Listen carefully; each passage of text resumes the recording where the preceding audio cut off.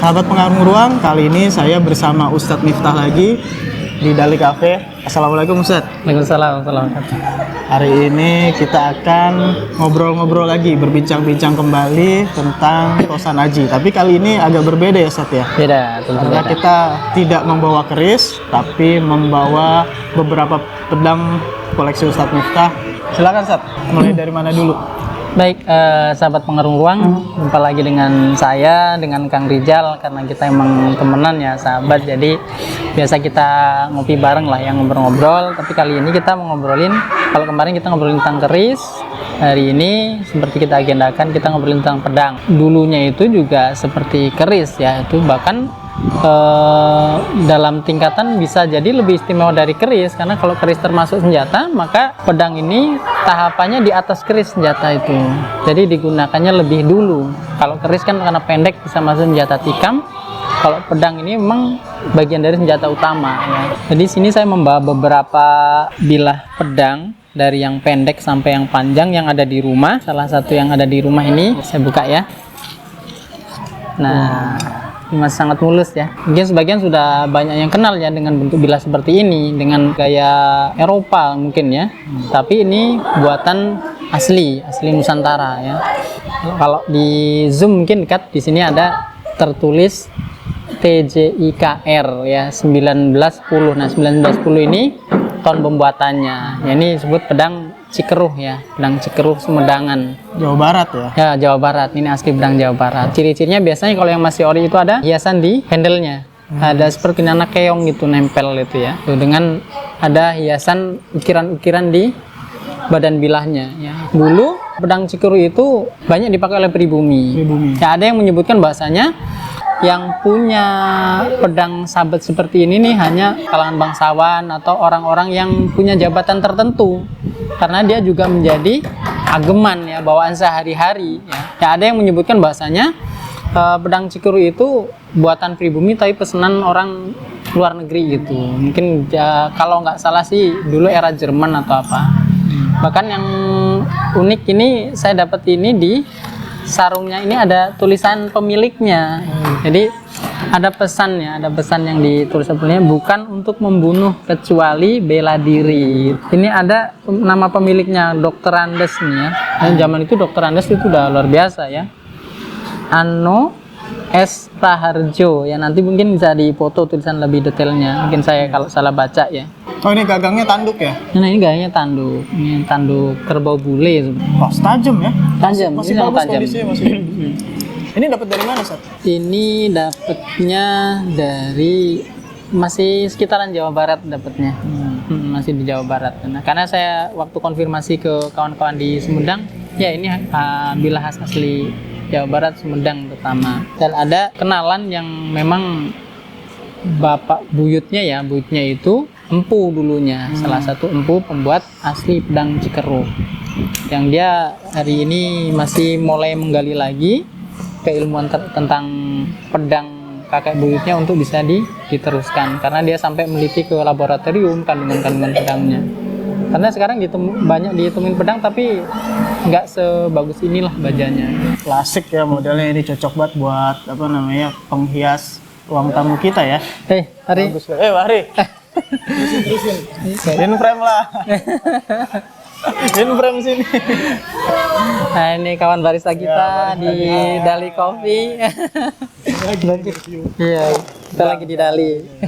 Jadi ada kemiripan dengan pedang yang kedua, mungkin akan saya buka ya. Nah, nih, jadi ada sedikit ornamen yang mirip ya. Dia sama-sama pakai kerang ya. Ada yang nyebutnya. Eranya juga sama ya? Eranya sepertinya sama ya, karena ciri khasnya mirip sekali. Kalau ini lebih mirip bayonet. Bisa jadi ya. Ada sebagian kawan yang menyebutkan ini pedang apa, kayak pedang komando gitu, pedang perwira biasanya dipakai karena pendek. Jadi sifatnya seperti bayonet. Dan kalau gagangnya ini mungkin dulunya sudah diganti. Hanya gantinya mungkin ini juga sudah sangat tua ya, sudah tanduk rusa sampai terpatina seperti ini, hitam Kilap dia ya. Udah sangat tua. Patina. Gagangnya juga masih bagus ya, dia pakai masih ada ukiran-ukirannya. Oh, berarti ini asli ya? Ini Masih aslinya. bawaan. Ini juga Bawahnya sarungnya sama, masih aslinya. masih asli bawaan. Masih aslinya juga. Besinya juga mirip, kualitas besinya. Tapi kalau bedanya bentuknya ini agak beda. ya, Ya. tapi kalau secara Ini kayak kualitas balon ya. besi, saya lebih senang dengan besi yang buatan kita ya. Buatan kita. Dia terasa lebih pulen gitu. Hasil tempaannya itu lebih bagus gitu. Ini pedang yang unik juga ini ya. Sejarahnya saya nggak tahu persis ya, tapi ini pedang era Cirebonan ya, udah sangat tua ya. Cirebon itu termasuk kerajaan yang kerajaan Islam awal ya, itu sangat-sangat tua itu. Ini ukuran yang ideal untuk orang berukuran Asia ya. Gitu. Apalagi wilayah kita kan banyak hutannya gitu. Jadi kalau pakai pedang-pedang yang panjang kayak gaya Eropa itu nggak efektif sebenarnya gitu. Kalau Ini kesangkut-sangkut di ini ya, dahan-dahan pohon ya. ya, ini sangat tebal di pangkalnya, ini sekitar 1 cm pangkal, menipis ke ujung. Iya.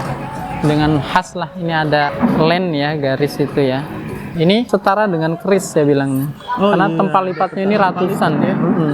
Jadi Rapet sekali ya. terlihat di sini. Ini kondisinya belum diwarangin ya, bahkan belum bersih sempurna. Saya masih berusaha membersihkannya biar lebih aman. Jadi masih banyak karatnya ya, karatnya masih tebal. Baru saya bersihkan sekali ya. Mungkin kalau ada teman-teman yang punya keris atau pedang yang berkarat di rumah, bisa pakai jeruk nipis ya dengan sabun ya, sabun krim itu digosok-gosok untuk melepaskan karatnya. Nah, setelah itu harus dikeringkan lagi, terus seperti itu sampai bersih. Nah, ini baru sekali alhamdulillah sudah terlihat ya tempal lipatnya, bahkan ini punya pamor ya. Pamornya nggak kalah bagus dengan keris. Kalau prediksi saya ini namanya pamor Rosputa. Rosputa, atau bisa jadi mungkin pendaringan kebak ya, karena full ini dibilah ini pamornya, sudah terlihat serat-serat garisnya. Bahkan ada satu titik pamor yang unik ya di sini. Ada pamor apa? Mungkin ini kadang orang nyebutnya meteoritnya. Jadi dia seperti warna perak yang menyala itu. Dia cuma satu titik dia. Oh iya. Iya. Itu cuma ada satu. Kegores apa gimana, Set? Bukan. Emang Itu pamor. menarik. Iya. Kondisinya masih bagus ya. Ya, kalau Walaupun saya bilang- udah grepes ya, grepes korosi ya. Iya. Ini temuan apa warisan, Set? Saya dapat itu bahkan dari Jawa, tapi dia dapat dari Jawa Barat juga ya.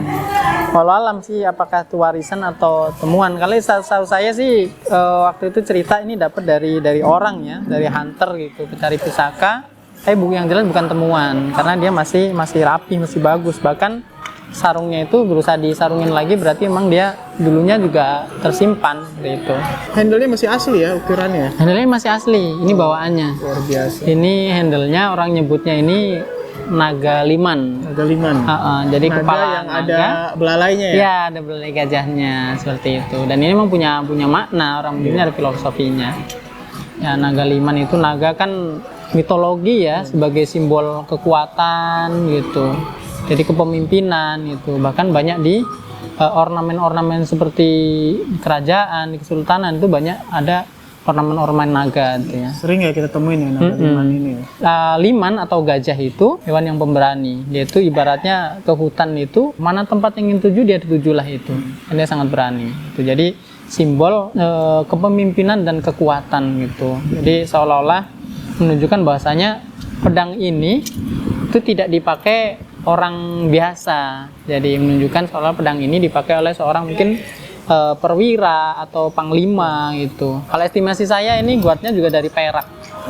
Ya, kemungkinan dari perak, bukan kuningan. Bukan kuningan. Ustadz ngelihatnya dari apanya? Bisa mengidentifikasi kalau Pertama warnanya dia yang sudah tidak, kan ini masih terpatina ya. Yang tidak terpatina itu warnanya beda, mengkilatnya beda. Dan memang ada cara pengetesan sederhana ya. Perak itu ketika dibakar, di titik bakarnya itu dia tidak panas, tapi panas itu langsung menyebar ke sisinya. Jadi ketika kita bakar, titik pas dibakar kita pegang, itu nggak panas. Yang di titik kena apinya enggak panas. Oh gitu, ciri khasnya begitu. Iya, itu salah satu identifikasi bahasanya benda itu terbuat dari perak. Ustadz gitu. udah pernah nyoba? Sudah berkali-kali. Sudah berkali-kali coba dan ternyata benar gitu. Tinggal Ya. nanti diuji lebih akurat lagi. Iya, kalau mau lebih akurat kimia memang biasanya. pakai bahan kimia. Itu biasanya di toko emas bisa lah ya. Next mungkin ke salah satu kawan kita ya, Mas Arif, sekarang jadi maker pedang yang luar biasa. paling nanti minta izin buatkan sarung yang baru. Selanjutnya Ustaz. Waduh, bobot Ini luar biasa. oke, kita buka ya. Ini pedang ini ya, pedang apapun maksudnya, mungkin pedang Eropa ya. Ada yang mengatakan ini pedang buatan Jerman tuh. Ini sarungnya bukan ori lagi, tapi untuk agar safety ya tetap saya buatkan sarungnya, sarungin. Berarti kondisi bilahnya masih bagus banget ya. Masih tajam Tajam. dan masih sangat bagus. Kita buka ya. Saya nyampe segini nggak sampai nih, udah belum nyampe keluar tangan. Udah dia Ustaz, berapa sentimeter panjangnya? Panjang bilahnya itu 86 cm. Bayangkan Iya. bagaimana kita memainkannya. Nah, ini sangat berat.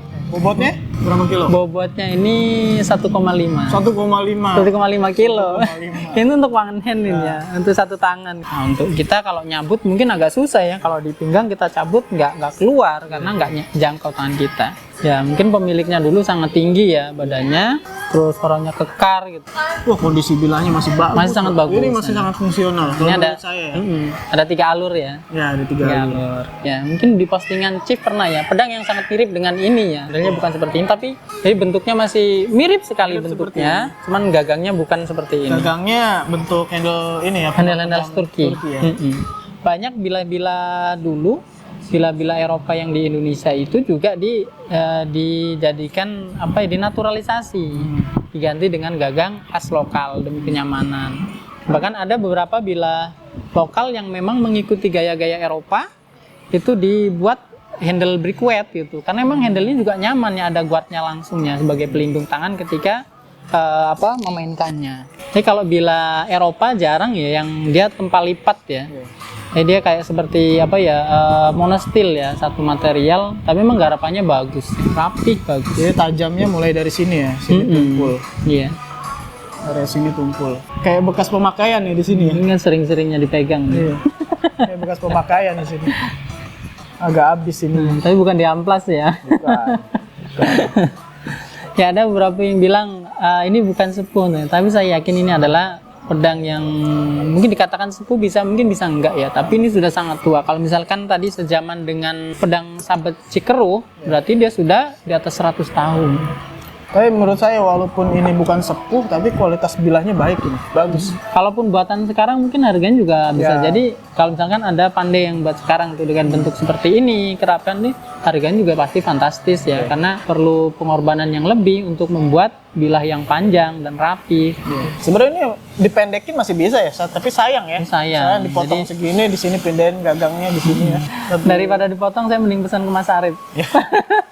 Betul sekali. Mending pesan yang baru ya, mending pesan yang baru. Kalau ini karena memang ada nilai sejarah peninggalan, jadi kita lestarikan apa adanya. Mungkin kita perbaiki sarungnya gitu agar lebih rapi, lebih indah dipandang. Kalaupun kita pajang di dinding sebagai hiasan itu lebih layak lah. Kalau sarung yang sekarang memang belum layak. Baik teman-teman, itu tadi koleksi beberapa pedang milik Ustadz Miftah ya, yang ada di rumah beliau. Sampai ketemu lagi di episode berikutnya. Assalamualaikum warahmatullahi wabarakatuh. Waalaikumsalam warahmatullahi wabarakatuh.